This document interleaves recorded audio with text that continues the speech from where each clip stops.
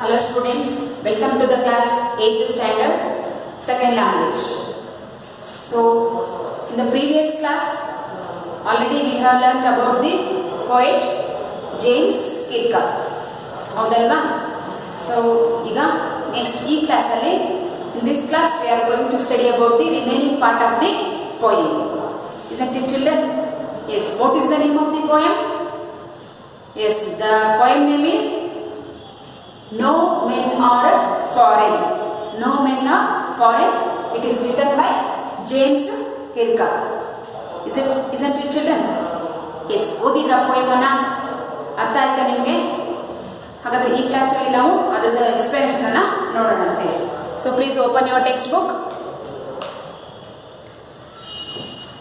Textbook open ಮಾಡಿದ್ರಾ? Page number 57. Open ಮಾಡಿದ್ರಲ್ವಾ?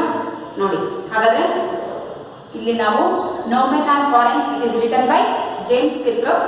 ಈ ಒಂದು ಪೋಯಮ್ ಅಲ್ಲಿ ಅವರು ಏನು ಹೇಳಕ್ ಹೋಗ್ತಾ ಇದ್ದಾರೆ ಅಂದ್ರೆ, the poet gives us the message about the universal brotherhood. ಏನನ್ನ ಹೇಳಕ್ ಹೋಗ್ತಾ ಇದ್ದಾರೆ ಅವರು?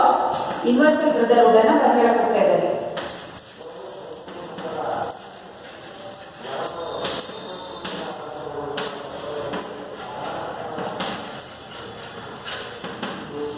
ಈ ಪೋಯಮಿನ ಮೇನ್ ಮೆಸೇಜ್ ಏನಪ್ಪಾ ಅಂದ್ರೆ, that is universal brotherhood.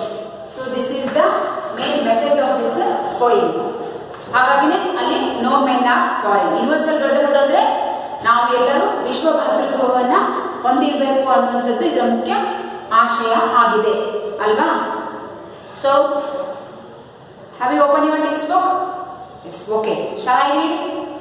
Please listen carefully and take a pencil, pen, notebook.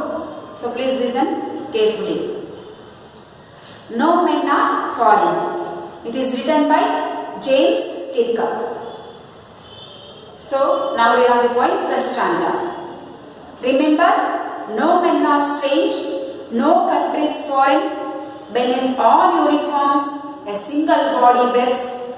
Like ours, the land our brothers walk upon is earth like this, in which we all shall lie.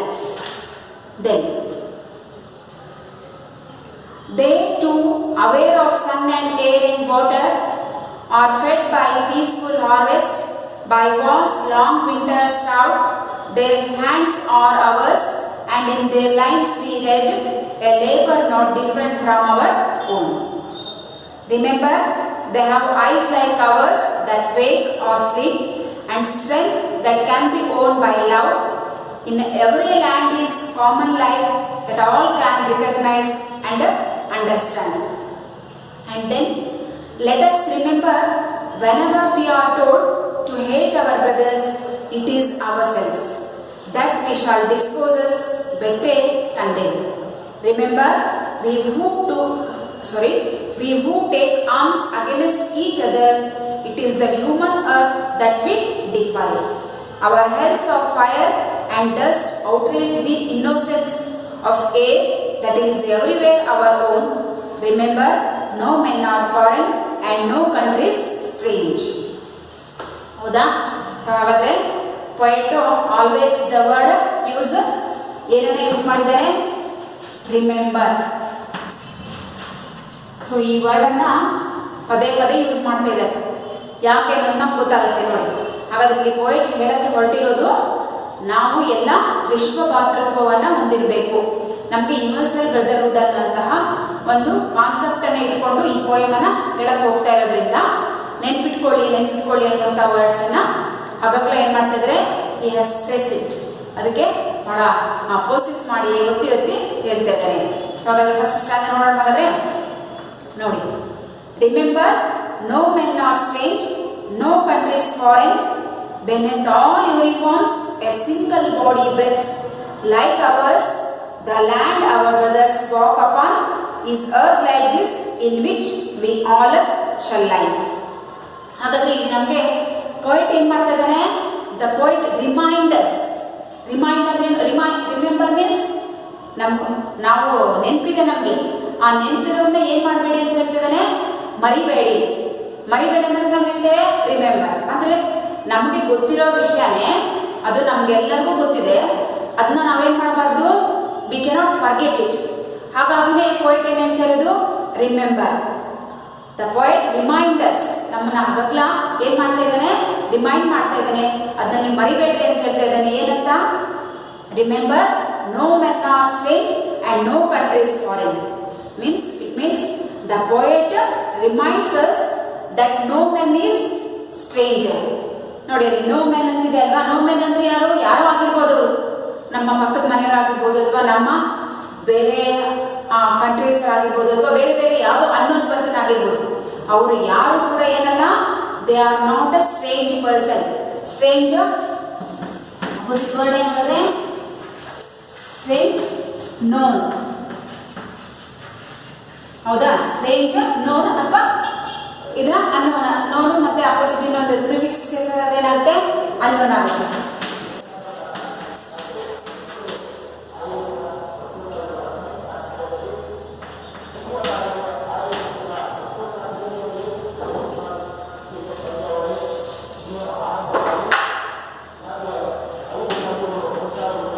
Non unknown. Non ಅಂದ್ರೆ ಪರಿಚಿತ ಇರೋರು, strange ಅಂದ್ರೆ unknown persons. ಹಾಗಾದ್ರೆ ನಮ್ಗೆ ಯಾರು ಕೂಡ ಯಾರಲ್ಲ, unknown person ಅಲ್ಲ. ಹಾಗಾಗಿ the poet reminds us no men is foreign are no men is are strange. ಯಾರು ಕೂಡ ಅಪರಿಚಿತ ವ್ಯಕ್ತಿಗಳಲ್ಲ ಅಥವಾ ನಮಗೆ ಗೊತ್ತಿರುವಂತ ವ್ಯಕ್ತಿಗಳಲ್ಲ. ಎಲ್ಲರೂ ನಮಗೆ ಗೊತ್ತಿರೋರೆ. Every one who knows it. ಅವ್ರು ಯಾರಂದ್ರೆ ಅವರೆಲ್ಲರೂ ನಮಗೆ ಗೊತ್ತಿರುವಂತವ್ರೆ. So no country is foreign. In the same way, no country is a foreign. ಯಾವ ದೇಶನೂ ಕೂಡ ನಮ್ಗೆ ಬೇರೆ ನಮ್ಮ ದೇಶವನ್ನ ಹೊರತುಪಡಿಸಿ ಬೇರೆ ಯಾವ ದೇಶದವರು ಕೂಡ ಅಪರಿಚಿತರಲ್ಲ. ಅವರು ಕೂಡ ಭೂಮಿಗೆ ಸಂಬಂಧಪಟ್ಟಂತವರು. ಫಾರಿನ್ ಅನ್ನೋ ವರ್ಡ್ ಮೀನಿಂಗ್ ನೋಡಿದ್ವಲ್ಲ, foreign means that is abroad. Abroad ಅಂದ್ರೆ ಇನ್ನು ಅನದರ್ ಕಂಟ್ರಿ ಅವರು. ಆದ್ರೆ ಇಲ್ಲಿ ಯಾರು ಇನ್ನೊಂದು ಬೇರೆ ದೇಶದವರಲ್ಲ, ಇನ್ನೊಬ್ರು ಯಾರು ಕೂಡ ನಮಗೆ ಅಪರಿಚಿತ ವ್ಯಕ್ತಿಗಳಲ್ಲ. ಅವರು ಎಲ್ಲ ನಮಗೆ ಗೊತ್ತಿರುವಂತವ್ರೆ, ಅವರು ಕೂಡ ನಮ್ಮ ದೇಶದವರೇ. ಅದನ್ನ ಆಗಾಗ್ಲ ಪೋಯೆಟ್ ಏನ್ ಹೇಳ್ತಿದ್ದಾನೆ, ಈ ರಿಮೈಂಡರ್ಸ್ ನಮ್ಗೆ ಏನ್ ಮಾಡ್ತಾ ಇದ್ದಾನೆ, ರಿಮೈಂಡ್ ಮಾಡ್ತಾ ಇದ್ದಾನೆ. That's why remember no men are strange no countries foreign. ಅರ್ಥ ಆಗ್ತಾ ಇದೆ ನಿಮ್ಗೆ? It means the poet reminds us that no man is a stranger and no country is a foreign. ಅಂದ್ರೆ ವ್ಯಕ್ತಿಗಳು ಅಪರಿಚಿತರಲ್ಲ ನಮಗೆ, ಕಂಟ್ರಿಯವರು ಕೂಡ ಅಪರಿಚಿತರಲ್ಲ. ಅಪರಿಚಿತರಲ್ಲ ಇಟ್ ಮೀನ್ಸ್ ಅವ್ರು ನಮ್ಗೆ ಗೊತ್ತಿರೋರೆ ಅಥವಾ ನಮಗೆ ಅವ್ರ ಬಗ್ಗೆ ತಿಳಿದಿರುವಂತವ್ರೆ. ಹಾಗಾದ್ರೆ ಯಾಕೆ, why the poet was told like this? ಯಾಕೆ ಈ ರೀತಿ ಹೇಳ್ತಿದ್ದಾನೆ? Beneath all uniforms a single body breath. ನೋಡಿ, ನೀವು ಆಗಲೇ ಮೀನಿಂಗ್ ನೋಡಿದಿರಲ್ವಾ ಪ್ರಿವಿಯಸ್ ಕ್ಲಾಸ್ ಅಲ್ಲಿ. Beneath all uniforms a single body breath. ಎಲ್ಲರಿಗೂ ಇರುವಂತದ್ದು ಬಾಡಿ ಒಂದೇ, ಹೌದಾ? ಎಲ್ಲರ ಬಾಡಿನೂ ಒಂದೇ ತರ ಇದೆ. ಆದ್ರೆ ನಾವು ಇರುವಂತ ಅಪಿಯರೆನ್ಸ್ ಹೇಗಿದೆ? ಅಪಿಯರೆನ್ಸ್ ಅಂದ್ರೆ ಅವರನ್ನ ನೋಡುವಂತಹ ರೀತಿ ಬದಲಾಗಿದೆ. ಆದ್ರೆ ನಾವೆಲ್ಲರೂ ಕೂಡ ಯಾರು, we are all human beings. ಎಲ್ಲಾರು ಒಂದೇ ರೀತಿಯಾಗಿದ್ದೇವೆ. ಒಂದೇ ಕಣ್ಣು ಇರ್ಬೇಕಾದಲೇ ಇದೆ, ಕೈ ಇರ್ಬೇಕಾದಲೇ ಇದೆ, ಕಾಲು ಇರ್ಬೇಕಾದಲೇ ಇದೆ, ತಲೆ ಇರ್ಬೇಕಾದಲೇ ಇದೆ. ಯಾರಾದ್ರೂ ತಲೆ ಕೆಳಗಿದ್ಯಾ? ಯಾರಾದ್ರೂ ಕಾಲಿರೋ ಹತ್ರ ತಲೆ ಇದೆಯಾ? ತಲೆಯಿಂದ ನಡೀತಾರ? ಎಲ್ಲರ ವಾಕಿಂಗ್ ಸ್ಟೈಲ್ ಹೇಗಿದೆ? ವಾಕಿಂಗ್ ಸ್ಟೈಲ್ ಎಲ್ಲರದು ಬೈಲೆಗೆ ನಾವು ನಡೆಯೋದು, ಹೌದು ತಾನೆ? ಹಾಗಾದ್ರೆ ನೋಡೋದಕ್ಕೆ ನಾವೆಲ್ಲ ಹೇಗಿದ್ದೇವೆ? ಬಿನೆತ್ ಆಲ್ ಯೂನಿಫಾರ್ಮ್ಸ್. ಯೂನಿಫಾರ್ಮ್ಸ್ ಅಂದ್ರೇನು? ಒಂದೇ ರೀತಿಯಾಗಿರುವುದು. ನೋಡೋದಕ್ಕೆ ನಾವೆಲ್ಲರೂ ಬೇರೆ ಬೇರೆ ರೀತಿಯಾಗಿ ಕಂಡ್ರು ಇರುವಂತಹ ರೀತಿ ಏನಾಗಿದೆ? ಒಂದೇ ರೀತಿಯಾಗಿದೆ. A single body. ಅಂದ್ರೆ ನಮ್ಗೆಲ್ಲರಿಗೂ ಇರುವಂತದ್ದು ಬಾಡಿ ಒಂದೇ, ಬಟ್ ಬ್ರೆತ್ಸ್, ನಾವು ಉಸಿರಾಟ ಮಾಡುವಂತ ಗಾಳಿ ಒಂದೇ. ಆದ್ರೆ ನೋಡುವಂತಹ ಅಪಿಯರೆನ್ಸ್ ಏನಾಗಿದೆ? ಆ ಅಪಿಯರೆನ್ಸ್ ಯಾವ್ದ್ರಲ್ಲಿ ಡಿಫ್ರೆನ್ಸ್ ಇದೆ? ಹೈಟ್, ಕಲರ್, ಸೈಜ್, ಶೇಪ್, ಇದರಲ್ಲಿ ಮಾತ್ರ ನಮ್ಗೆ ಏನಾಗಿದೆ? ಬದಲಾವಣೆಯನ್ನು ನೋಡ್ತೇವೆ ಅಲ್ವಾ? ಆದ್ರೆ ಬಾಡಿ ಮಾತ್ರ ಎಲ್ಲರಿಗೂ ಒಂದೇ ರೀತಿಯಾಗಿದೆ, ಹೌದಲ್ವಾ? ಹಾಗಾಗಿ ಪೋಯೆಟ್ ಹೇಳ್ತಾ ಇರೋದು, so we are all uniforms. Uniforms ಅಂದ್ರೆ ಸಮವಸ್ತ್ರ ಅಂತಲ್ಲ, ಇಲ್ಲಿ ನಮ್ಮ ಬಾಡಿ ಎಲ್ಲರಿಗೂ ಒಂದೇ ರೀತಿಯಾಗಿದೆ, ಬಟ್ ಅಪಿಯರೆನ್ಸ್ ಇಸ್ ಡಿಫರೆನ್ಸ್. ನೋಡೋದಕ್ಕೆ ಅವರ ಒಂದು ಅಪಿಯರೆನ್ಸ್ ಏನಾಗಿದೆ? ಬೇರೆ ರೀತಿಯಾಗಿದೆ. ಲೈಕ್ ಅವರ್ಸ್ ಅಂದ್ರೆ ನಾನಿದ್ದಾಗೆ ಇನ್ನೊಬ್ರಿದ್ದಾರೆ, ಇನ್ನೊಬ್ರಿದ್ದಾಗೆ ಇನ್ನೊಬ್ರಿದ್ದಾರೆ. ಅಲ್ಲಿ ಏನ್ ಚೇಂಜಸ್ ಇದೆ? ನಾನಿದ್ದಾಗೆ ಇನ್ನೊಬ್ರಿದ್ದಾರೆ ಇಟ್ ಮೀನ್ಸ್ ನನ್ನ ಕಲರ್ ಅಲ್ಲೂ ಇನ್ನೊಬ್ಬರ ಕಲರ್ ಅಲ್ಲಿ ಏನಿರ್ಬೋದು? ಚೇಂಜಸ್ ಇರ್ಬೋದು. ಹೈಟ್ ಅಲ್ಲಿ ಚೇಂಜಸ್ ಇರ್ಬೋದು, ವೆಯ್ಟ್ ಅಲ್ಲಿ ಚೇಂಜಸ್ ಇರ್ಬೋದು, ಹೌದಾ? ಆದ್ರೆ ನೋಡೋದಕ್ಕೆ ಬಾಡಿ ಒಂದೇ ತಾನೆ, ದೇಹನೇ ಅಲ್ವಾ? ಹಾಗಾಗಿ ಅವರುಗಳು ಕೂಡ, ಅವರುಗಳಲ್ಲಿ ಯಾರು, ಸ್ಟ್ರೇಂಜ್ ಮೆನ್ ಅಂಡ್ ಫಾರಿನ್ ಅವರು ಅಥವಾ ಅಪರಿಚಿತ ವ್ಯಕ್ತಿಗಳು, ಅವರು ಕೂಡ ನಮ್ಮ ತರ ಇರ್ತಾನೆ. Like ours the land our brothers walk upon. ನೋಡಿ, ಎಲ್ಲರೂ ಕೂಡ ನಾವು ಎಲ್ಲಿ ನಡೀತಾ ಇದ್ದೇವೆ? We are walking on the land. ಪ್ರತಿಯೊಬ್ರು ನಾವು ಭೂಮಿ ಮೇಲೆ ತಾನೇ ನಡೀತಾ ಇರೋದು. ನಾವು ಹೇಗೆ ನಡೀತಾ ಇದ್ದೇವೆ ಹಾಗೆ ಅವರು ನಡೀತಾ ಇದ್ದಾರೆ ಅಲ್ವಾ? ಯಾರಾದ್ರೂ ಸ್ಪೇಸ್ ಅಲ್ಲಿ ನಡೀತಾ ಇದ್ದಾರಾ ಭೂಮಿಯನ್ನ ಬಿಟ್ಟು? ನೋ, ಇಲ್ಲ ಅಲ್ವಾ? ಹಾಗಾದ್ರೆ the land our brothers walk upon is earth like this. ಹೇಗೆ ನಮಗೆ ಭೂಮಿ ಹೇಗೋ ಹಾಗೆ ಅವ್ರಿಗೂ ಕೂಡ, ಫಾರಿನರ್ಸ್ಗೂ ಅಥವಾ ಸ್ಟೇಜ್ ಬಸ್ನಿಗೂ ನಮಗೆ ಹೇಗೆ ಭೂಮಿ ಆಶ್ರಯ ಕೊಟ್ಟಿದ್ದ ಹಾಗೆ ಅವ್ರಿಗೂ ಕೂಡ ಏನ್ ಮಾಡಿದೆ? ಭೂಮಿ ಆಶ್ರಯವನ್ನ ಕಟ್ಟಿಕೊಟ್ಟಿದೆ. In which we all shall live. ಇದರಲ್ಲಿ ನಾವೆಲ್ಲರೂ ಕೂಡ ಏನ್ ಮಾಡಿದ್ದೇವೆ? ವಾಸ ಮಾಡ್ತಾ ಇದ್ದೇವೆ. ನಮ್ಮ ತರನೇ ಅವರು, ಅವ್ರ ತರನೇ ನಾವು. ಅಂದ್ರೆ ನಮ್ಮನ್ನ ಬಿಟ್ಟು ಅವ್ರು ಹೊರತಾಗಿಲ್ಲ, ಅವ್ರನ್ನ ಬಿಟ್ಟು ನಾವು ಹೊರತಾಗಿಲ್ಲ. ಒಬ್ರಿಗೊಬ್ರಿಗೂ ಪರಸ್ಪರ ಏನಿದೆ? ಒಂದು ರೀತಿಯಾದಂತ ಒಂದು ರಿಲೇಶನ್ಶಿಪ್ ಇದೆ, ಒಂದು ಬಾಂಡ್ ಇದೆ. ಆದ್ರೆ ನಾವೇನ್ ಮಾಡ್ಬಿಡ್ತೇವೆ? ಅವರೇ ಬೇರೆಯವರು, ಇವರೇ ಬೇರೆಯವರು, ಒಂದು ಡಿಫ್ರೆನ್ಸ್ ಅನ್ನು ತೋರಿಸ್ತೇವೆ. ಆ ಡಿಫ್ರೆನ್ಸ್ ಅನ್ನ ಮಾಡಬೇಡಿ ಅನ್ನುವಂತಹ ಒಂದು ಆಶಯವನ್ನು ಇಲ್ಲಿ ಪೊಯಿಟ್ ವ್ಯಕ್ತಪಡಿಸಿದೆ. ಯಾಕೆಂದ್ರೆ ಈಗ ನಾವು ಬೇರೆಯವರು ಅಂತ ಕನ್ಸಿಡರ್ ಮಾಡಿದ್ವಿ ಅಂದ್ರೆ ಅಲ್ಲಿ ದ್ವೇಷ ಹುಡ್ಕೊಳ್ಳುತ್ತೆ, ಹೌದಾ? ಅಥವಾ ಅವ್ರು ನಮ್ಗೆ ಗೊತ್ತಿಲ್ಲದೆ ಇರೋರು ಅಂತಾಗ ಏನೋ ಒಂದು ರೀತಿ ಕಾಂಪಿಟೇಷನ್ ಹುಡ್ಕೊಳ್ಳುತ್ತೆ, ಅಥವಾ ಅವರನ್ನು ನಾವು ಹೇಟ್ ಮಾಡೋದಕ್ಕೆ ಏನ್ ಮಾಡ್ತೇವೆ. ಆದ್ರೆ ಅವ್ರು ನಮ್ಮವರೇ ಅಂತ ನಾವು ಅನ್ಕೊಂಡಾದ್ಮೇಲೆ ಇಲ್ಲಿ ಒಬ್ಬ ಮನುಷ್ಯ ಮತ್ತೆ ಇನ್ನೊಬ್ಬ ಮನುಷ್ಯ ನಾವು ಸುತ್ತಮುತ್ತಲಿಂದ ಹೇಳ್ತಾ ಇಲ್ಲ. ಅವರು ನಮ್ಮ ದೇಶಗಳನ್ನ ಬಿಟ್ಟು ಹೊರತಾಗಿ ಗಡಿ ಪ್ರದೇಶಗಳಲ್ಲಿ ಅಂತ ಕರಿತೇವಲ್ವಾ, ಗಡಿ ಪ್ರದೇಶಗಳಲ್ಲಿ ಇವತ್ತಿಗೂ ಕಿತ್ತಾಟ ಇನ್ನೂ ಮುಗ್ದಿಲ್ಲ. ಯುದ್ಧಗಳು ನಡೀತಾನೆ ಇದೆ. ಪಾಕಿಸ್ತಾನ, ಚೀನಾ, ಹೌದಾ, ಇಂಡಿಯಾದ ಮೇಲೆ ಅನೇಕ ದಾಳಿಗಳು ಈಗಲೂ ಕೂಡ ನಮಗೆ ಗೊತ್ತಿದ್ದಂಗೆ ನಡೀತಾ ಇರೋದು ಗೊತ್ತಿದೆ. ಹಾಗಾದ್ರೆ ಆ ಕಂಟ್ರೀಸ್ ಮತ್ತೆ ನಮ್ಮ ಕಂಟ್ರೀಸ್ಗಳು, ನಾವು ಅವರನ್ನ ನಮ್ಮ ಮನೆಯವರು ಅಂತ ಅನ್ಕೊಂಡ್ರೆ ಅವರು ಕೂಡ ನಮ್ಮನ್ನ ನಮ್ಮ ಮನೆಯವರು ಅಂತಾನೆ ಅನ್ಕೊಳ್ತಾರೆ. ಸೊ ಅವರು ನಮ್ಗೆ ಗೊತ್ತಿಲ್ಲ ಅನ್ನುವಂಥ ವ್ಯಕ್ತಿಗಳನ್ನ ನಾವು ಗೊತ್ತಿದ್ದೇವೆ ಅನ್ಕೊಂಡ್ರೆ ದೇಶಗಳ ಮಧ್ಯೆ ಏನು ನಡೆಯೋಲ್ಲ? ಯುದ್ಧ ನಡೆಯೋಲ್ಲ. ಹಾಗಾದ್ರೆ ಮೇನ್ ಯುದ್ಧವನ್ನ ತಡೆಗಟ್ಟಬೇಕು. ಪ್ರತಿಯೊಬ್ಬ ಯೂನಿವರ್ಸಲ್ ಬ್ರದರ್ಹುಡ್ ಅನ್ನ ಹೊಂದಿದ್ರೆ ಯಾರ ದೇಶದ ಮೇಲೆ ಯಾರು ಕೂಡ ಏನ್ ಮಾಡಲ್ಲ? Nobody can attack. ಯಾರಾದ್ರೂ ಅಟ್ಯಾಕ್ ಮಾಡ್ತಾರಾ? ಬಿಕಾಸ್ ನೀವು ಪಾಕಿಸ್ತಾನ ನಿಮ್ಮ ದೇಶನೇ, ನಿಮ್ಮವರೇ ಅಂತ ನೀವು ಅನ್ಕೊಂಡ್ರೆ, ನಾವು ಅವರು ನಮ್ಮವರೇ ಅಂತ ಅನ್ಕೊಂಡ್ರೆ ಯಾವುದೇ ರೀತಿಯಾದಂತ ಯುದ್ಧಗಳು ನಡೆಯೋದು ಏನಾಗುತ್ತೆ? ಕಡಿಮೆ ಆಗುತ್ತೆ.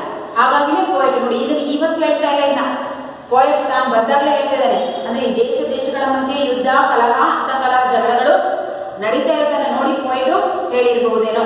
ಹಾಗಾಗಿ ನೋ ಮೆನ್ ಆರ್ ಫಾರಿನ್. ಯಾರು ಕೂಡ ಸ್ಟ್ರೇಂಜ್ ವ್ಯಕ್ತಿಗಳಲ್ಲ, ಯಾರು ಕೂಡ ನಮ್ಗೆ ಅಪರಿಚಿತ ಅಲ್ಲ. ಸೊ ಹಾಗಾಗಿ ಅದನ್ನ ನೆನ್ಪಿಟ್ಕೊಳ್ಳಿ, ನಾವೆಲ್ಲರೂ ಒಂದೇ. So like ours the land our brothers walk upon is earth like this in which we all shall live. So ಇಲ್ಲಿ ಏನ್ ಹೇಳ್ತಾ ಇದ್ದೇನೆ ಅಂದ್ರೆ all men are the same.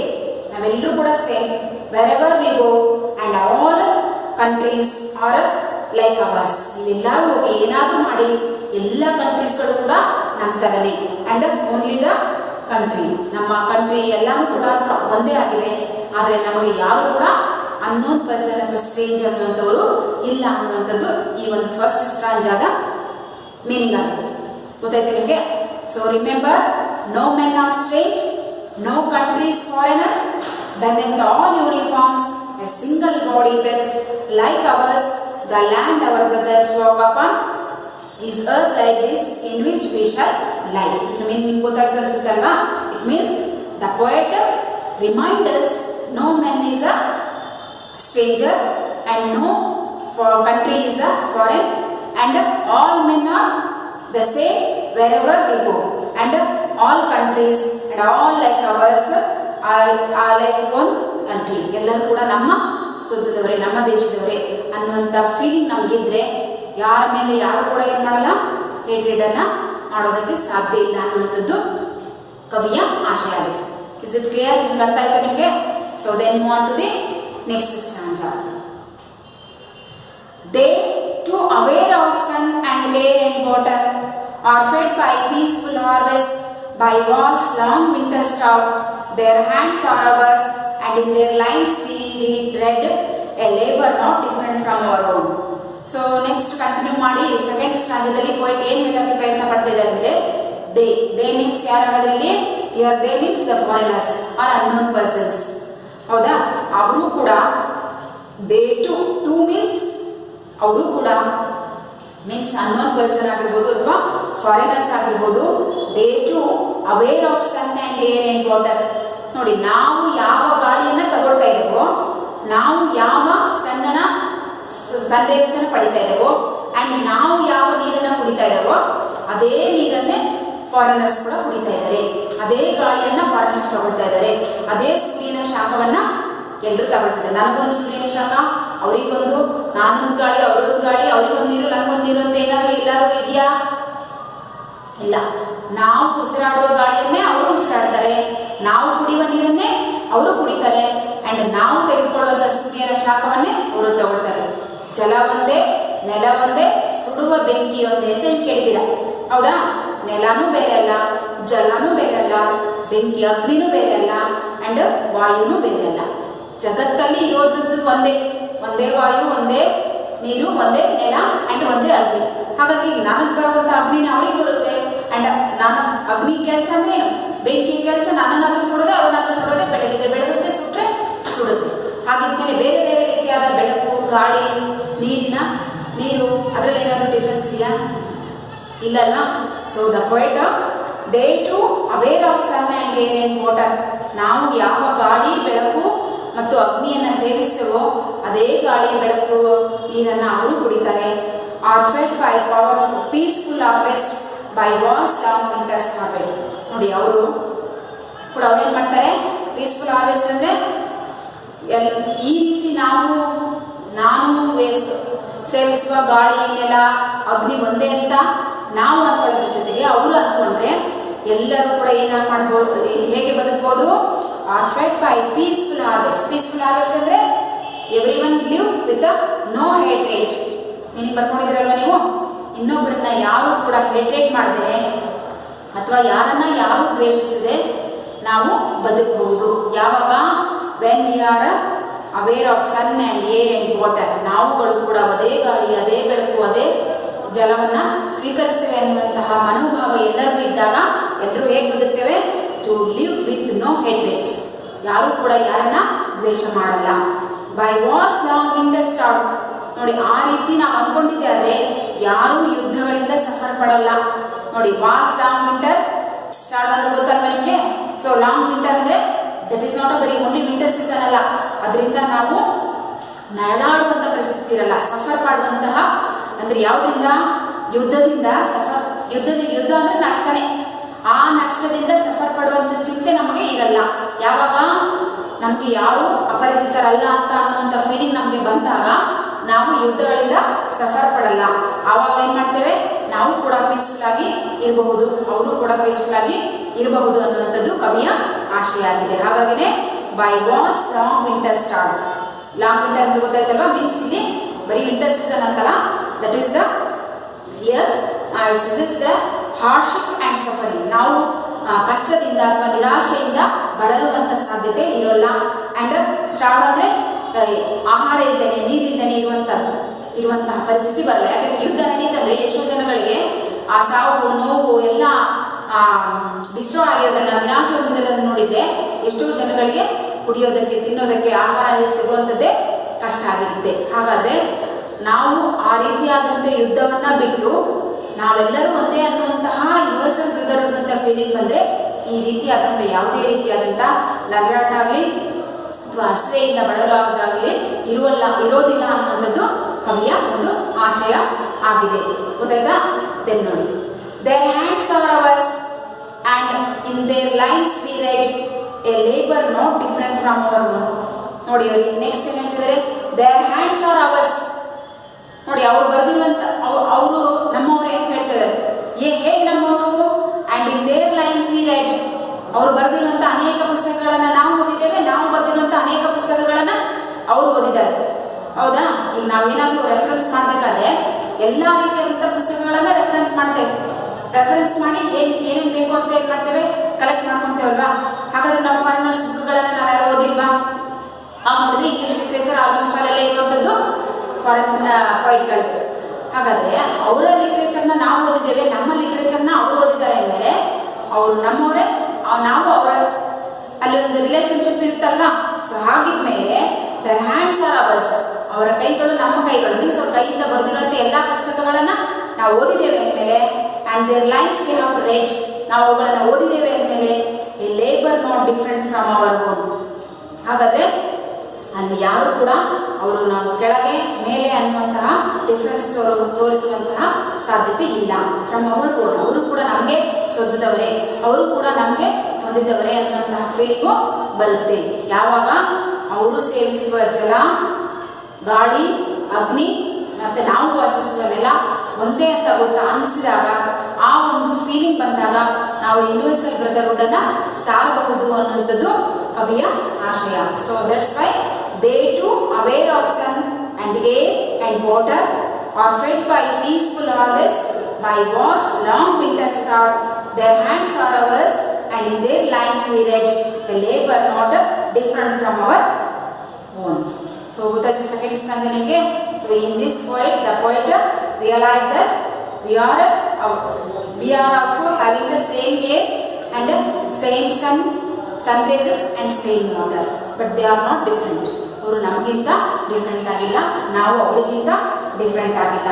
ಹಾಗಾಗಿ ನಾವು ಅವ್ರನ್ನ ಹೇಟ್ ಮಾಡಿದರೆ ಅಥವಾ ಅವರು ನಮ್ಮನ್ನು ಹೇಟ್ ಮಾಡಿದರೆ ಅಲ್ಲಿ ಯುದ್ಧಕ್ಕೆ ನಾವಾಗಿನೇ ಏನು ಮಾಡ್ಕೊಟ್ಟಂಗಾಗುತ್ತೆ, ದಾರಿಯನ್ನು ಮಾಡ್ಕೊಟ್ಟಂಗಾಗುತ್ತೆ. ಆವಾಗ ನಾವು ಸಫರ್ ಪಡೋದ್ರ ಜೊತೆಗೆ ಅವರು ಕೂಡ ಸಫರ್ ಪಡ್ತಾರೆ. ಯುದ್ಧ ಅಂದರೆ ಮಾಡಿದವ್ರಿಗೂ ಲಾಸೇ, ಆ್ಯಂಡ್ ಯುದ್ಧಕ್ಕೆ ನಾವು ಇನ್ನೊಬ್ಬರ ಮೇಲೆ ಅಟ್ಯಾಕ್ ಮಾಡಿದರೆ ಅವ್ರಿಗೂ ಲಾಸ್ ಇದೆ. ಎರಡೆರಡು ಸಲ ಇಬ್ಬರಿಗೂ ಅವನತಿಯ ದಾರಿಯನ್ನು ತಂದುಕೊಡುತ್ತೆ. ಹಾಗಾಗಿ ನಾವು ಆ ರೀತಿಯಾದಂತಹ ಮನೋಭಾವವನ್ನು ಬಿಡಬೇಕು ಅನ್ನುವಂಥದ್ದು ಪಾಯಿಂಟ್ನ ಆಶಯ ಆಗಿದೆ. ಅರ್ಥ ಆಯ್ತಾ? Yes. Then what to the next paragraph. ನೋಡಿ ಅಲ್ಲಿ ಸೆಕೆಂಡ್ ಸ್ಟಾಂಜಾದಲ್ಲಿ ಫಿಗರ್ ಆಫ್ ಸ್ಪೀಚ್ ಇದೆ, ಆಮೇಲೆ ನೋಡೋಣ. Next third stanza. Remember they have eyes like ours that wake or sleep and strength that can be won by love. In every land is common life that all can recognize and understand. ನೋಡಿ next point ಹೇಳ್ತಾ ಇದ್ದಾನೆ. Once again he told remember, ಮತ್ತೆ ಹೇಳ್ತಾ ಇದ್ದಾನಲ್ವಾ, remember they have eyes like ours that wake or sleep. ನೋಡಿ ನಮಗೆ ಹೇಗೆ ಕಣ್ಣುಗಳಿದೆಯೋ ಹಾಗೆ ಅವರುಗಳಿಗೆ ಅಂದ್ರೆ ಯಾರಿಗೂ ದೇ ಅಂದ್ರೆ ಫಾರಿನರ್ಸ್ ಅಲ್ವಾ, ದೇ ಹ್ಯಾವ್ ಐಸ್, ಅವರುಗಳು ಕಣ್ಣಿದೆ, ಲೈಕ್ ಅವರ್ಸ್ ಅಂದ್ರೆ ಒಬ್ಬ ಹ್ಯೂಮನ್ ಬೀಯಿಂಗ್ ಅಂದ್ರೆ ನಮ್ಗೆ ಕಣ್ಣಿದೆಯೋ ಅವ್ರಿಗೂ ಹಾಗೆ ಕಣ್ಣಿದೆ ಅಲ್ವಾ. ಹಾಗಾದ್ರೆ ನಮ್ಗೆ ಯಾವ ರೀತಿ ಕಣ್ಣುಗಳಿದೆಯೋ ಅವ್ರಿಗೂ ಅದೇ ಕಣ್ಣುಗಳಿದೆ. And that wake or sleep, ನಾವು ಹೇಗೆ ಅದನ್ನ ಕಣ್ಣನ್ನ ಹೇಗೆ ಯೂಸ್ ಮಾಡ್ಕೊಳ್ತೇವೋ ಹಾಗೆ ಅವರು ಅದ ಕಣ್ಣನ್ನ ಯೂಸ್ ಮಾಡ್ಕೊಳ್ತಾ ಇದ್ದಾರೆ. ಅಂದ್ರೆ ಎಚ್ಚರ ಆಗ್ತೇವೆ, ಮಲಗ್ತೇವೆ. ಕಣ್ಣಿನ ಕೆಲಸ ಕಣ್ಣು ಬಿಡೋದು ಅಂಡ್ ಕ್ಲೋಸ್ ಮಾಡೋದು. ಬೇಕಂದ್ರೆ ಎಚ್ಚರ ಆಗು ಅಂಡ್ ಸ್ಲೀಪ್ ಅಂದ್ರೆ ಮಲಗು. ಸೊ ಆಪೋಸಿಟ್ ವರ್ಡ್ ಏನಾಗುತ್ತೆ, wake and sleep. So wake means ಎಚ್ಚರ ಆಗೋದು, ಸ್ಲೀಪ್ ಅಂದ್ರೆ ಮಲಗೋದು. ಈ ವೇಕ್ ಅಂಡ್ ಸ್ಲೀಪ್ ಯಾವುದಕ್ಕೆ ಸಂಬಂಧಪಟ್ಟಿದ್ದು ಅಂದ್ರೆ ಕಣ್ಣಿಗೆ, ಹೌದಾ? ಹಾಗಾದ್ರೆ they have eyes like ours that wake or sleep. ನಾವು ಕಣ್ಣನ್ನು ಮುಚ್ತೇವೆ, ಕಣ್ಣನ್ನು ಓಪನ್ ಮಾಡ್ತೇವೆ, ಹಾಗೇನೆ ಅವರುಗಳಿಗೂ ಕೂಡ ಕಣ್ಣಿದೆ. ಕಣ್ಣಿನಿಂದ ನಾವು ಯಾವ ಕೆಲಸ ಮಾಡ್ತೇವೋ ಅವರು ಕೂಡ ಅದೇ ಕೆಲಸ ಮಾಡ್ತಾರೆ. And strength that can be won by love. ಹಾಗಾದ್ರೆ ಆ ಇಡೀ ಎಲ್ಲ ಸ್ಟ್ರೆಂತ್ ಅಲ್ಲ, ಎಚ್ಚರವಿರುವ ಅಥವಾ ಮಲಗಿರುವ ಎಲ್ಲ ದೇಶಗಳ ಸ್ಟ್ರೆಂತ್ ಅನ್ನು ನಾವು ಗೆಲ್ಲೋದಕ್ಕೆ ಇರುವಂತ ಒಂದೇ ಒಂದು ಅಸ್ತ್ರ ಅಂದ್ರೆ ದಟ್ ಈಸ್ ಲವ್. ನೋಡಿ, ಈ ಲವ್ ಅನ್ನೋದು ಕ್ಯಾನ್ ಕಂಪೇರ್ ಎವ್ರಿ ಒನ್. ನೀವು ಇನ್ನೊಬ್ಬರಿಗೆ ಪ್ರೀತಿಯನ್ನ ತೋರಿಸಿದ್ರೆ ಆ ಪ್ರೀತಿಯಿಂದ ನಾವು ದ್ವೇಷವನ್ನ ಏನ್ ಮಾಡ್ಬೋದು, ಹೋಗಲಾಡಿಸಬಹುದು.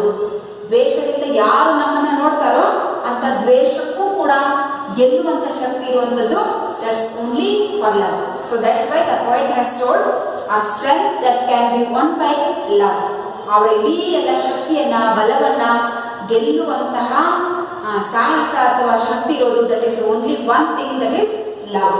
ಯಾವ ವೆಪನ್ಸ್ಗಳು ಬೇಕಿಲ್ಲ, ನೀವು ಅವ್ರ ಮೇಲೆ ಯುದ್ಧನೇ ಮಾಡಬೇಕಾಗಿಲ್ಲ, ಹೌದಾ? ಹಾಗಾದ್ರೆ ಅವ್ರನ್ನ ನೀವು ಗೆಲ್ಲಬೇಕು ಅನ್ನೋದಾದ್ರೆ, ಅವ್ರನ್ನ ನಿಮ್ಮ ವಶಕ್ಕೆ ತೆಗೆದುಕೊಳ್ಬೇಕು ಅನ್ನೋದಾದ್ರೆ ಅವರಿಗೆ ನೀವೇನನ್ನ ತೋರಿಸಿ, ಪ್ರೀತಿಯನ್ನ, ಮೀನ್ಸ್ ಯೂನಿವರ್ಸಲ್ ಬ್ರದರ್ಹುಡ್ ಅನ್ನ, ಅವರಿಗೆ ಸಹಾಯ ಹಸ್ತವನ್ನ ಅಥವಾ ಅವ್ರ ಮೇಲೆ ಒಂದು ರೀತಿಯಾದಂತಹ ಕಂಪ್ಯಾಷನ್ ಅನ್ನು ತೋರಿಸಿದ್ರೆ ಅವರು ನಮ್ಮಿಂದ ದ್ವೇಷವನ್ನ ಬಿಡ್ತಾರೆ, ಹೌದಲ್ವಾ? ನಾವು ಯಾರೊಬ್ಬರು ನಮ್ಮ ಮೇಲೆ ದ್ವೇಷ ಮಾಡಿದ್ರು ಅಂತೇಳಿ ಅವ್ರಿಗೆ ನಾವು ದ್ವೇಷವನ್ನ ಮತ್ತೆ ಸಾಧಿಸಿದ್ರೆ ಇನ್ನೂ ಸ್ವಲ್ಪ ನಮ್ಮ ಮೇಲೆ ಅವ್ರಿಗೆ ದ್ವೇಷ ಆಗುತ್ತೆ, ಜಾಸ್ತಿ ಆಗುತ್ತೆ. ಅವ್ರು ಜಾಸ್ತಿ ದ್ವೇಷನ ಮಾಡಿರಂತ ನೀವು ಮತ್ತೆ ಹೇಟ್ ಮಾಡೋದಾದ್ರೆ ದ್ವೇಷಕ್ಕೆ ದ್ವೇಷನೇ ಬೆಳೀತಾ ಹೋಗಿ ಏನಾಗುತ್ತೆ, ಎಂಡ್ ಆಗೋದು ಎಲ್ಲಿಂದ? ಯಾವುದಾದ್ರೂ ಒಂದು ಅನಾಹುತ ಆಗ್ತದೆ ನನಗೆ, ಅವ್ರು ಸಾಯ್ಬೇಕು ಇಲ್ಲ ನೀವು ಸಾಯ್ಬೇಕು ಹೊಡೆದಾಡಿ. ಆದರೆ ಅದೇ ದ್ವೇಷ ಮಾಡಿದವ್ರಿಗೆ ನಾವು ಸ್ವಲ್ಪ ಪ್ರೀತಿಯನ್ನು ತೋರಿಸಿ ಎಕ್ಸ್ಕ್ಯೂಸ್ ಬಿಟ್ಬಿಟ್ವಿ ಅಂದರೆ, ಅಯ್ಯೋ ನಾನು ಇಷ್ಟೆಲ್ಲ ಮಾಡಿದ್ರು ನನಗೆ ಅವರು ನಾನು ಯಾವುದೇ ರೀತಿಯಾದಂಥ ರಿವೆಂಜನ್ನು ತೀರಿಸ್ಕೊಳ್ಳಿಲ್ಲ ಅನ್ನೋ ಕಾರಣಕ್ಕೆ ನೆಕ್ಸ್ಟ್ ಡೇ ಅವರೇ ಏನು ಮಾಡ್ತಾರೆ, ನಮ್ಮ ಜೊತೆ ಕಾಂಪ್ರಮೈಸ್ ಆಗ್ತಾರೆ ಅಲ್ವಾ. ಸೊ ಅಂತ ಶಕ್ತಿ ಇರೋದು only for love. So the poet ಹೇಳಕ್ ಹೋಗ್ತಾ ಇರೋದೆ, ನಾವು ಒಂದು ಶಕ್ತಿಯನ್ನ, ಒಂದು ಬಲವನ್ನ ಅಥವಾ ಅವರ ಒಂದು ನೇತೃತ್ವವನ್ನು ಹಿಡಿತದಲ್ಲಿ ಇಟ್ಕೋಬೇಕನ್ನೋದಾದ್ರೆ, ಹಿಡಿತ ಅನ್ನೋದ್ಕಿಂತಲೂ ನಾವು ಸರೆಂಡರ್ ಆಗ್ಬೇಕು. ಯಾವ ರೀತಿ ಸರೆಂಡರ್ ಆಗ್ಬೇಕು? ಹೋಗಿ ಅವರಿಗೆ ಶರಣಾಗೋದಲ್ಲ, ಪ್ರೀತಿ ಅನ್ನುವಂತಹ ಸರೆಂಡರ್ನ ನಾವು ತೋರಿಸಿದಾಗ ದಟ್ ಈಸ್ ಯೂನಿವರ್ಸಲ್ ಬ್ರದರ್ಹುಡ್. ಹೌದಲ್ವಾ? ಸೊ ಯೂನಿವರ್ಸಲ್ ಬ್ರದರ್ಹುಡ್ ಆಗುತ್ತೆ ಅನ್ನೋದು ಕವಿಯ ಆಶಯ. ಸೊ ಆ ಯೂನಿವರ್ಸಲ್ ಬ್ರದರ್ಹುಡ್ ಅನ್ನ ನಾವು ಇಲ್ಲಿ ಈ ಪೋಯಮ್ ಅಲ್ಲಿ ಬೆಳೆಸ್ಕೋಬೇಕು ಅನ್ನೋದು ಕವಿಯ ಮುಖ್ಯ ಆಶಯ ಆಗಿದೆ. ಹಾಗಾಗಿನೇ so and strength that can be won by love in every land is common life. ನೋಡಿ, ಎಲ್ಲ ಭೂಮಿ ಮೇಲೆ ವಾಸ ಮಾಡ್ತಾ ಇರುವಂತಹ ಜನಗಳ ಜೀವನ ಹೇಗಿದೆ? ಒಂದೇ ರೀತಿಯಾಗಿ ಎಲ್ಲರೂ ರಾತ್ರಿ ಮಲಗ್ತೇವೆ, ಬೆಳಿಗ್ಗೆ ಎದ್ದೇಳ್ತೇವೆ, ಮತ್ತೆ ವರ್ಕ್ ಏನೋ ಡೈಲಿ ಗೋಯಿಂಗ್ ವರ್ಕ್ ಏನಿರ್ತದೆ ಮಾಡ್ತೇವೆ. ಮತ್ತೆ ಒಂದ್ಸಲಿ ಯಾರಾದ್ರೂ ರಾತ್ರಿ ಪೂರ್ತಿ ಎಚ್ಚರ ಇದ್ದು ಹಗಲೆಲ್ಲ ಮಲಗಿರ್ತಾರ? ಇಲ್ಲ. ರಾತ್ರಿ ಅಂದ್ರೆ ಕೆಲಸನೇ ಮಲಗೋದು, ಅಂಡ್ ಬೆಳಿಗ್ಗೆ ಅಂದ್ರೆ ಎದ್ದೇಳೋದು. ಹಾಗಾದ್ರೆ ಈ ಭೂಮಿಯ ಮೇಲೆ ಜಗತ್ತಿನಲ್ಲಿ ಎಲ್ಲ ಕಾಮನ್ ಜನಗಳ ಜೀವನ ಹೇಗಿದೆ? ಎಲ್ಲ ಒಂದೇ ಟೈಪ್ ಇದೆ. ಹೌದಾ? ಸೂರ್ಯ ಮುಟ್ಟಿದ ಖಂಡ ಅಂದ್ರೆ ನಾವು ಸೂರ್ಯ ಮುಳುಗಿರುವಂತಹ ಒಂದು ಭಾಗವನ್ನ ಕತ್ಲು, ಮತ್ತೆ ಸೂರ್ಯ ಇರುವಂತಹ ಭಾಗವನ್ನ ಡೇ ಅಂತ ಕರಿತೀವಲ್ವಾ, ಡೇ ಅಂಡ್ ನೈಟ್. ಹಾಗಾದ್ರೆ ಡೇ ಕೆಲಸ ಎಲ್ಲರಿಗೂ ಒಂದೇ, ಅದು ಯಾವ ದೇಶನೇ ಆಗಿರಲಿ. ಡೇ ಅಂದ್ರೆ that is work going on, and night ಅಂದ್ರೆ ಎವ್ರಿ ಒನ್ ಸ್ಲೀಪಿಂಗ್. ಹಾಗಾದ್ರೆ ಡೇ ಅಂಡ್ ನೈಟ್ ಅಲ್ಲಿ ಪ್ರತಿ ರಾಷ್ಟ್ರಗಳು ಏನ್ ಮಾಡ್ಬೇಕು ಅದನ್ನೇ ಮಾಡ್ಬೇಕು. ಹೌದಾ?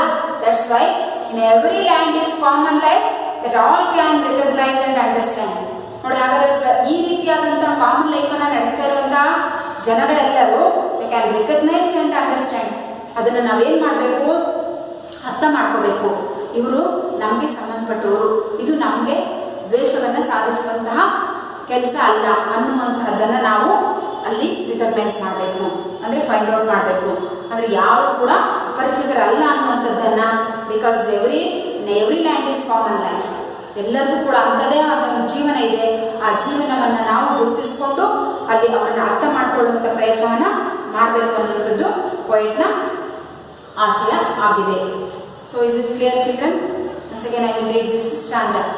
Remember, they have eyes like ours that wake or sleep, and strength that can be won by love. In every land is common life that all can recognize and understand. ಹೌದಾ? So ಈ ರೀತಿಯಾಗಿ ನಾವು ಪ್ರತಿಯೊಬ್ಬರು ಏನ್ ಮಾಡಬೇಕು? ಈ ಒಂದು ಭೂಮಿಯ ಮೇಲೆ ಇರುವಂತಹ ನಾವುಗಳು ಎಲ್ಲರೂ ಒಂದೇ ಅನ್ನುವಂತಹ ಮನೋಭಾವವನ್ನ ಹೊಂದಿರಬೇಕು. ಅಂದ್ರೆ ಆ ಹೊಂದಿರಬೇಕು ಅನ್ನುವಂತಹ ಭಾವ ಇರಬೇಕು ಅನ್ನೋದಾದ್ರೆ ನಮ್ಮೆಲ್ಲರಲ್ಲೂ ಕೂಡ ಲವ್ ಅನ್ನುವಂತಹ, ಕಂಪ್ಯಾಷನ್ ಅನ್ನುವಂತಹ ಒಂದು ಭಾತೃತ್ವ ಅಥವಾ ಯೂನಿವರ್ಸಲ್ ಬ್ರದರ್ಹುಡ್ ಅನ್ನುವಂತಹ ಭಾತೃತ್ವ ನೆಲೆಸಿರಬೇಕು ಅನ್ನುವಂಥದ್ದು ಕವಿಯ ಆಶಯ ಆಗಿದೆ.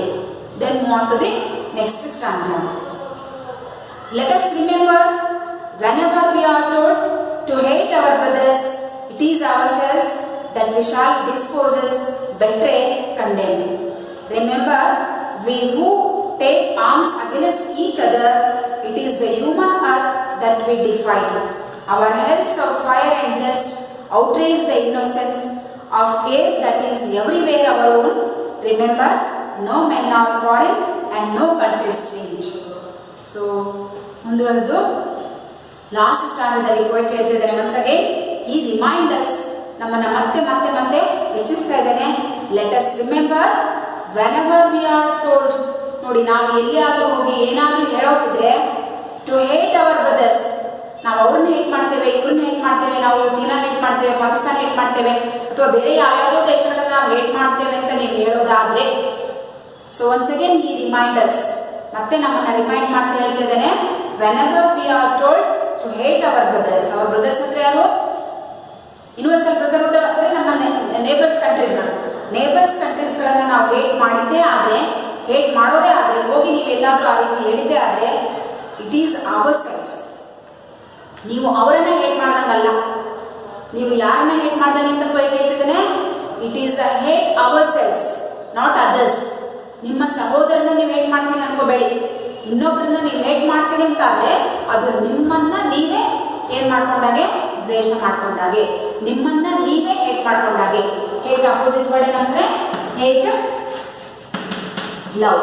ಸೊ ಹಾಗಾದ್ರೆ ನೀವು ಬೇರೆಯವರನ್ನ ಹೇಟ್ ಮಾಡ್ತೇನೆ ಅಂತ ಅನ್ಕೊಳ್ಳೋದಾದ್ರೆ ಅದು ಯಾರನ್ನ ಹೇಟ್ ಮಾಡಿದಾಗ ಅಂತ ಪೋಯೆಟ್ ಹೇಳ್ತಿದ್ದಾನೆ. ಅಕಾರ್ಡಿಂಗ್ ಟು ಪೋಯೆಟ್, ನೀವೇನಾದ್ರೂ the hate our brothers, so that is not there hatedness, that is ourself. ನಮಗೆ ನಾವೇ ಅದನ್ನ ದ್ವೇಷ ಮಾಡ್ಕೊಂಡಾಗೆ. ನೋಡಿ ಯಾಕೆ ಪೋಯೆಟ್ ಹೆಂಗೆ ಹೇಳ್ತಿದ್ದಾನೆ? ದಟ್ ವಿ ಶಾಲ್ ಡಿಸ್ಪೋಸಸ್, ಅವರ ನಾಶವನ್ನ ಬಯಸುವುದಲ್ಲ ನಾವು.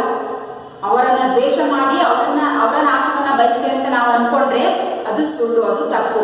ಅದು ಅವರನ್ನ ದ್ವೇಷ ಮಾಡಿದ್ರೆ ದಟ್ ವಿ ಶಾಲ್ ಡಿಸ್ಪೋಸಸ್, ನಮಗೆ ನಾವೇ ಏನ್ ಮಾಡ್ಕೊಂಡಂಗೆ, ನಮ್ಮನ್ನೇ ನಾವು ಉಚ್ಚಾಟನೆ ಮಾಡಿದಾಗೆ, ನಾವೇ ನಮ್ಮನ್ನ ನಿಮ್ಗೆ ಡಿಸ್ಪೋಸ್ ಮೀನಿಂಗ್ ಗೊತ್ತಾಯ್ತಲ್ವಾ? ಡಿಸ್ಪೋಸಸ್ ಅಂದ್ರೆ ಡಿಸ್ಪೋಸ್, ನಮ್ಮ ಅಸ್ತಿತ್ವವನ್ನೇ ನಾವು ಕಳೆದುಕೊಂಡ ಹಾಗೆ. ಅಂದ್ರೆ ನಾವು ಇದರಿಂದ ನಮ್ಗೆ ಏನ್ ಗೊತ್ತಾಗುತ್ತೆ? ನಾವು ಯಾರನ್ನು ದ್ವೇಷ ಮಾಡಬಾರ್ದು. ಹೌದಾ? ಸೊ ದ್ವೇಷ ಮಾಡಿದ್ರೆ ಅದು ನೀವು ಯಾರನ್ನ ದ್ವೇಷ ಮಾಡ್ತಾ ಇದ್ದೀರಿ ಅಂತ ಅರ್ಥ, ನಿಮ್ಮನ್ನ ನೀವೇ ದ್ವೇಷ ಮಾಡ್ಕೊಳ್ತಾ ಇದ್ದೀರಾ, ಅಂದ್ರೆ ನಿಮ್ಮ ಅವನತಿಯನ್ನ ನೀವೇ ತಂದುಕೊಳ್ತಾ ಇದ್ದೀರಾ ಅನ್ನುವಂತಹ ಮೀನಿಂಗ್ ಅನ್ನು ಹೇಳ್ತಾ ಇದ್ದೀನಿ. ಹಾಗಾದ್ರೆ ನಾವು ಇನ್ನೊಬ್ಬ ಯಾರಾದ್ರೂ ದ್ವೇಷ ಮಾಡ್ಬೇಕಾ? ಬೇಡವಾ? ಅವ್ರ ಪಾಡಿಗೆ ಅವ್ರು ಬಿಟ್ಬಿಡಿ. ಆದ್ರೆ ಅವ್ರಿಗೆ ನಾವು ಶಾಪ ಹಾಕೋದು ಬೇಡ, ಅವ್ರ ಮೇಲೆ ರಿವೆಂಜ್ ತೀರಿಸ್ಕೊಳ್ಳೋ ಅವಶ್ಯಕತೆ ಇಲ್ಲ. ಅವ್ರ ತಂಟಿಗೆ ಹೋಗ್ಲಂಗೆ ನಾವು ನಮ್ಮ ಪಾಡಿಗೆ ಇದ್ಬಿಟ್ರಾಯ್ತು. ಅವ್ರ ತನ್ನ ಇದು ಒಂದು ರೀತಿಯಾದಂಥ ಎಕ್ಸ್ಕ್ಯೂಸ್ ಅಲ್ವಾ?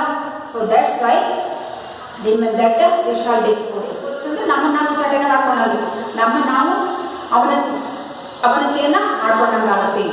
ಬೆಟ್ರೆ ಕಂಡೇನು, ನೋಡಿ ನಾವೇ ಮೋಸ ಮಾಡ್ಕೊಂಡಾಗುತ್ತೆ. ಬೆಟ್ರೆ ಅಂದ್ರೆ ಮೋಸ, ಚೀಟ್ ಮಾಡ್ಕೊಳ್ಳೋದು. ನೀವು ಇನ್ನೊಬ್ರಿಗೆ ದ್ವೇಷ ಮಾಡಿದ್ರಿ ಅಂದ್ರೆ ಅರ್ಥ ಅವ್ರಿಗೆ ಮೋಸ ಮಾಡ್ತೀರಿ ಅಂತ ಅಲ್ಲ. ಯಾರಿಗೆ ಮೋಸ ಮಾಡ್ಕೊಳ್ತಾ ಇದ್ದೀರಾ? ನಿಮಗೆ ನೀವೇ ಮೋಸ ಮಾಡ್ಕೊಳ್ತಿದ್ದೀರಾ, ನಿಮಗೆ ನೀವೇ ಖಂಡಿಸ್ಕೊಳ್ತಾ ಇದ್ದೀರಾ. ಖಂಡೇಮಂದ್ರೆ ಖಂಡಿಸೋದು, ನಿಮ್ಮನ್ನು ನೀವೇ ತೆಗೆದುಕೊಳ್ತಾ ಇದ್ದೀರಾ, ನಿಮ್ಮನ್ನ ನೀವೇ ಮೋಸ ಮಾಡ್ಕೊಳ್ತಾ ಇದ್ದೀರಾ. ಹೌದಾ? ಹಾಗಾದ್ರೆ ನಮ್ಮನ್ನು ನಾವೇ ಮೋಸ ಮಾಡ್ಕೊಳ್ಳೋದು ಬೇಕಾ? ನಮ್ಗೆ ಬೇಡಲ್ವಾ? ಇನ್ನೊಬ್ಬರನ್ನ ದ್ವೇಷ ಮಾಡೋದು ಬೇಡ, ಅವರನ್ನ ದ್ವೇಷ ಮಾಡಿ ನಮ್ಮನ್ನು ನಾವು ತೆಗೆದುಕೊಳ್ಳುವಂತ ಅವಶ್ಯಕತೆನೂ ಇಲ್ಲ. ಅವರ ಅವಶ್ಯಕತೆ ನಮ್ಗಿಲ್ಲ ಅಂದಮೇಲೆ ನಮ್ಮ ಪಾಡಿ ನಾವು ಸುಮ್ಮನಿರೋದು ಒಳ್ಳೇದು. ಹೌದಲ್ವಾ? So that's why the poet that we shall dispossess betray condemn. Betray condemn meaning ಗೊತ್ತಾಯ್ತಲ್ವಾ? ಬೆಟ್ರೆ ಅಂದ್ರೆ ಮೋಸ, ಕಂಡೆಮನ್ ಅಂದ್ರೆ ಖಂಡಿಸುವಂಥದ್ದು, ವಂಚನೆ ಮಾಡುವಂಥದ್ದು. ನೀವು ಯಾರನ್ನ ದ್ವೇಷ ಮಾಡ್ತಿರೋ ಆವಾಗ ಅವರ ದ್ವೇಷ ಆಗಲ್ಲದು, ನಿಮ್ಮಷ್ಟಕ್ಕೆ ನೀವೇ ದ್ವೇಷ ಮಾಡಿಕೊಂಡು ನೀವೇ ವಂಚನೆ ಮಾಡಿಕೊಂಡು ನಿಮ್ಮನ್ನ ನೀವೇ ಮೋಸ ಮಾಡ್ಕೊಂಡಂಗಾಗುತ್ತೆ. ಸೊ ಇದ್ರ ಮೇಲೆ ನೀವು ಇನ್ನೊಬ್ಬರನ್ನ ಕಂಡ್ರೆ ದ್ವೇಷ ಮಾಡ್ತಿರೋ ಅಥವಾ ಅವರನ್ನ ಇಷ್ಟಪಡ್ತಿರೋ ಅಥವಾ ಅವರನ್ನ ಯೂನಿವರ್ಸಲ್ ಬ್ರದರ್ಹುಡ್ ಅಂತ ಒಪ್ಕೊಳ್ತೀರಾ ಅನ್ನೋದನ್ನ you have to decide yourself. ಹೌದಲ್ವಾ? ದೆನ್ ನೋಡಿ, remember we who take arms against each other. ನೋಡಿ ನಾವು ಏನ್ ಮಾಡೋದು ಮತ್ತು once again the poet reminds us that we who take arms against each other. ನೋಡಿ ಆರ್ಮ್ಸ್ ಅಂದ್ರೇನು? ಮೀನ್ಸ್ ಆಯುಧಗಳು, ವೆಪನ್ಸ್ಗಳು. ಅವ್ರ ಮೇಲೆ ನಾವು ಶತ್ರುತ್ವವನ್ನ ಅಥವಾ ದ್ವೇಷತ್ವವನ್ನ ಸಾಧಿಸಿ ಅವ್ರ ಮೇಲೆ ನಾವು ವೆಪನ್ಸ್ಗಳನ್ನ ಹಾಕಿದ್ರೆ ಅವರು ನಮಗಿಂತ ಬಲಶಾಲಿಯಾದ ವೆಪನ್ಸ್ಗಳನ್ನ ಪ್ರಿಪೇರ್ ಮಾಡಿ ಏನ್ ಮಾಡ್ತಾರೆ? ಈಗ ಎಲ್ಲ ಹಾಗೆ ತಾನೆ. ಸೊ ಹಾಗಾಗಿ ನಾವು ಹೇಳ್ತಾ ಇರೋದು we who take arms against each other. ನೋಡಿ ಅವರ ವಿರುದ್ಧವಾಗಿ ಪ್ರತಿಯೊಬ್ಬರು ಕೂಡ ಹೀಗೆ ಅನೇಕ ವೆಪನ್ಸ್ಗಳನ್ನ ಯೂಸ್ ಮಾಡಿ ನಾವು ಇಂಥ ವಿಷ ಜಂತುಗಳನ್ನ ಬಿಟ್ಟೆ ವೆಪನ್ಸ್ಗಳನ್ನ, ಆಯುಧಗಳಲ್ಲಿ ಏನ್ ತುಂಬಿರುತ್ತೆ? ಎಲ್ಲ ಪಾಯ್ಸನಸ್ ತುಂಬಿರುತ್ತೆ, ಎಲ್ಲ ಸ್ಟ್ರಾಂಗೆಸ್ಟ್ ಪವರ್ ಅನ್ನ ಹೊಂದಿರುವಂತ ಆಟೋಮಿಕ್ ಎನರ್ಜಿ ಅದರಲ್ಲಿ ಇದೆ. ಹಾಗಾದ್ರೆ ಈ ರೀತಿಯಾದಂಥ ಎನರ್ಜಿಗಳನ್ನ ಅವ್ರ ಮೇಲೆ ನಾವು, ನಮ್ಮ ಮೇಲೆ ಅವರು ಸಾಧಿಸ್ತಾ ಹೋದ್ರೆ ಭೂಮಿಯ ಕಥೆ ಏನಾಗುತ್ತೆ? ಬಿಕಾಸ್ ನಾವೆಲ್ಲ ಎಲ್ಲಿದ್ದೇವೆ? ಭೂಮಿಯ ಮೇಲೆ ವಾಸ ಮಾಡ್ತಾ ಇದ್ದೇವೆ. ಇದನ್ನು ಮುಂದುವರೆದು ಹೇಳ್ತಿದ್ದಾರೆ ನೋಡಿ poet. Remember we who take arms against each other, it is the human earth that V ಡಿಫೈಲ್. ನೋಡಿ ನಾವು ಯಾರನ್ನ ಡಿಫೈಲ್ ಮಾಡಿದಾಗೆ, ಯಾರನ್ನ ಇಂಪ್ಯೂರ್ ಮಾಡಿದಾಗೆ, ಯಾರನ್ನ ಮಲಿನ ಮಾಡಿದಾಗೆ ಈ ರೀತಿಯಾದಂಥ ಆಟೋಮಿಕ್ ಎನರ್ಜಿಯ ವೆಪನ್ಸ್ಗಳನ್ನ ಒಬ್ಬರ ಮೇಲೊಬ್ರು ಯೂಸ್ ಮಾಡ್ತಾ ಹೋದ್ರೆ ಯಾರನ್ನ ನಾಶ ಮಾಡಿದಾಗೆ ನಾವು? It is the human earth. Because ಈ ಭೂಮಿ ಮೇಲೆ ಬದುಕ್ತಾ ಇರುವಂಥವ್ರು ನಾವು ಬದುಕ್ತಾ ಇರುವಂಥ ಈ ಒಂದು ಭೂಮಿಯನ್ನೇ ನಾವು ನಾಶ ಮಾಡ್ದಂಗಾಗುತ್ತೆ. ಹೌದಾ? ಆ ವೆಪನ್ಸ್ಗಳಲ್ಲಿರುವಂತಹ ಎಲ್ಲ ಕೆಮಿಕಲ್ಸ್ ಕೊನೆಗೆ ಎಲ್ಲಿ ಬೀಳುತ್ತೆ? ಭೂಮಿಯ ಮೇಲೆ ಬೀಳುತ್ತೆ. ಅವಾಗ ಭೂಮಿ ಏನಾಗುತ್ತೆ? ದ ಅರ್ತ್ ಪಲ್ಯೂಟೆಡ್, ಇಂಪ್ಯೂರ್ ಆಗುತ್ತೆ. ಆ ಇಂಪ್ಯೂರ್ ಇರುವಂಥ ಭೂಮಿಯ ಒಳಗಡೆ ಮತ್ತೆ ಮೇಲೆ ನಾವಿದೆ. ಭೂಮಿಯ ಒಳಗಡೆ ಇರುವಂಥ ವಸ್ತುಗಳನ್ನು ನಾವು ಸೇವಿಸ್ತಾ ಇದ್ದೇವೆ ಅಂಡ್ ಭೂಮಿಯ ಮೇಲಿರುವಂಥ ವಸ್ತುಗಳನ್ನು ನಾವು ಸೇವಿಸ್ತಾ ಇದ್ದೇವೆ. ಹಾಗಾದ್ರೆ ಡೇ ಬೈ ಡೇ ನಾವು ಲಿಟ್ಲ್ ಬಿಟ್ ಆಫ್ ಏನನ್ನ ತಗೊಳ್ತಾ ಇದ್ದೇವೆ? ಪಾಯ್ಸನ್ ಅನ್ನ ತಗೊಳ್ತಾ ಇದ್ದಾರೆ. ಹಾಗಾದ್ರೆ ಯಾರ ನಾಶ? ನಮ್ಮ ನಾಶನ ಅವ್ರ ನಾಶನ? ಅವ್ರಿಗೆ ಅವ್ರು ನಾಶ ಮಾಡ್ಕೊಂಡ್ರೆ ನಾವು ನಾಶವನ್ನ ಮಾಡ್ಕೊಂಡಂಗಾಗುತ್ತೆ. That's why the poet has told it is the human earth that we define. Define ಅಂದ್ರೇನು? ಇಂಪ್ಯೂರ್ ಮಾಡೋದು, ಪೊಲ್ಯೂಟ್ ಮಾಡೋದು, ಅಥವಾ ಅದನ್ನ ಮಲಿನಗೊಳಿಸುವಂಥದ್ದು, ಅಶುದ್ಧ ಮಾಡುವಂಥದ್ದು. Our hells of fire and dust outrage the innocence.